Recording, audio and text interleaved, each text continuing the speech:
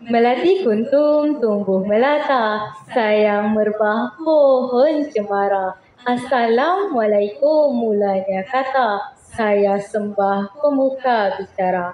Bismillahirrahmanirrahim. Assalamualaikum warahmatullahi wabarakatuh. Salam Malaysia Madani dan salam anak baik lagi kedik.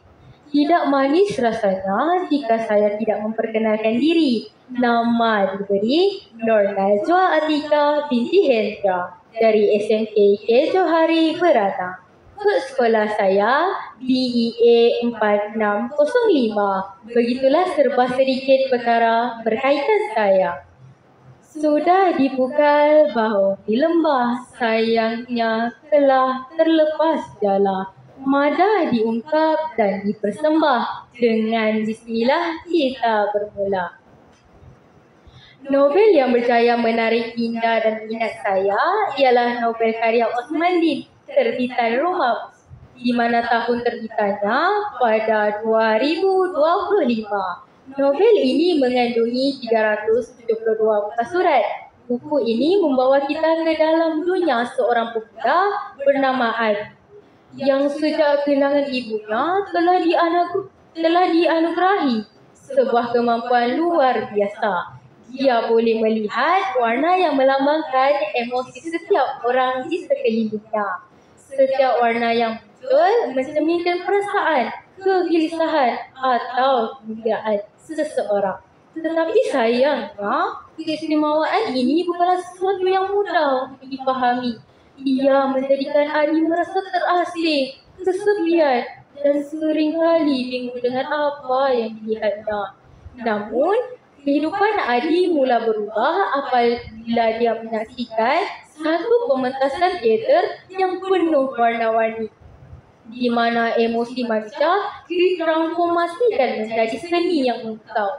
Saat itu, Adi menyadari bahawa kemampuannya melihat warna bukanlah satu bebanan, tetapi satu peluang untuk mencipta sesuatu yang luar biasa. Dalam perjalanan hidupnya, Adi berdepan dengan konflik dalaman yang hebat. Dia perlu memilih antara terus melarikan diri dari kemampuan setiap warna yang dilihatnya melalui cabaran ini. Adi mula memahami bahawa setiap warna yang hadir bukan sekadar simbol emosi, tetapi juga sebuah peluang untuk mengubah hidupnya dan kehidupan orang lain. Bila jiwa penuh warna duka, bukan sekadar sebuah novel tentang kemampuan luar biasa. Ia adalah sebuah kisah tentang penerimaan diri, tentang bagaimana kita belajar untuk memahami kelemahan dan kekuatan dalam diri sendiri, serta bagaimana seni dapat menjadi alat untuk menyembuhkan jiwa yang terluka. Osman Din dengan cemerlang menyusun cerita ini dengan penuh makna, membawa pembaca mengembara bersama Adi dalam usaha mencari keseimbangan dan kedamaian dalam kehidupan yang penuh dengan warna-warni emosi. Melalui novel ini, pembaca diajak untuk merenung dan menghargai setiap perasaan yang kita alami, dan bagaimana setiap warna dalam kehidupan kita, baik suka maupun duka, memberi kita pelajaran yang berharga. Melalui warna hidup cerita, setiap perasaan tak berkata, dengan keberanian jiwa jaga, akhirnya damai dalam warna yang ada. Akhirnya, bila jiwa penuh warna luka, adalah sebuah perjalanan yang menuntut kita untuk melihat kehidupan dari perspektif yang lebih mendalam.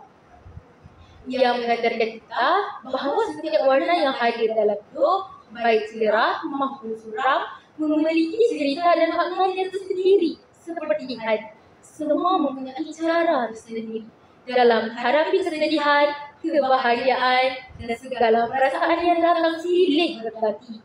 Dengan kehadiran warna dalam jiwa, kita diajak untuk lebih memahami diri, menerima kekurangan dan merayakan keindahan yang ada dalam setiap perasaan yang kita alami.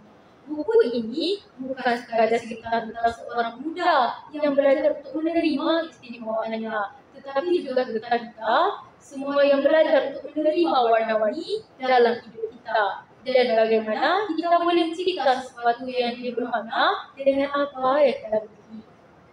Osmani berjaya membawa ke dalam dunia yang penuh warna, mengingatkan kita bahawa walaupun hidup penuh dengan kesabaran, ada keindahan dalam setiap warna yang kita temui.